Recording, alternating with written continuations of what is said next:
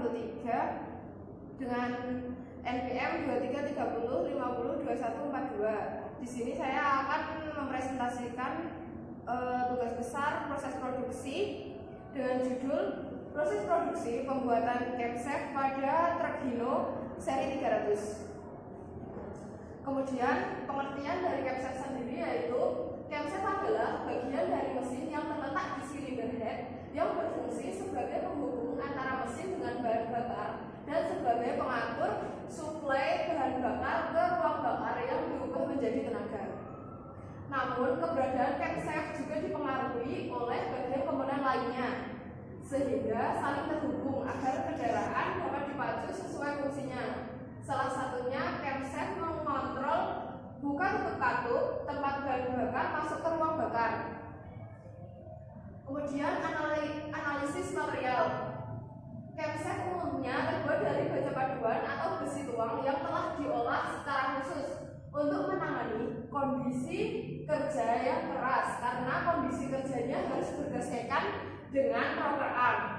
Material ini harus tahan terhadap keausan, panas, dan beban mekanis yang tinggi. Camshaft sendiri merupakan komponen kritis dalam sistem valve-train mesin pembakaran dan memiliki peran penting dalam menentukan kinerja mesin sendiri. Desain dan pembuatan camshaft yang tepat sangat penting untuk mencapai efisiensi, daya, dan torsi yang optimal. Kemudian ini adalah gambar camshaft sendiri, di mana ada drive gear, camshaft low base, dan juga camshaft jurnal. Kemudian jenis produksi pada camshaft pada pembuatan camshaft. Yang pertama yaitu proses milling. Adalah suatu proses pemesinan yang pada umumnya menghasilkan bentukan bidang datar. Bidang datar ini terbentuk karena pergerakan dari meja mesin, di mana proses pengurangan material benda kerja terjadi karena adanya kontak antara alat potong yang berputar pada spindle dengan benda kerja yang tercekam pada meja mesin. Kemudian yang kedua ada proses drilling. Kemudian ada proses forging atau penempaan, di mana proses tersebut terjadi yaitu pembentukan logam, di mana logam berubah bentuk secara plastis menjadi bentuk dan ukuran yang lain yang dilakukan secara konvensional atau dengan bantuan mesin tempat dengan suhu pekerjaan tertentu. Kemudian ada proses boring, adalah proses pembesar lubang yang telah ada menggunakan alat khusus berupa mata pahat pada mesin jemput. Kemudian proses bending atau pembegokan, di mana salah satu pemrosesan dalam industri manufaktur dengan memberikan tekanan pada bagian tertentu sehingga pada bagian tersebut mengalami deformasi plastis. Kemudian ada proses grinding, yaitu proses manufaktur yang dilakukan dengan cara mengikis atau mengasah permukaan benda kerja.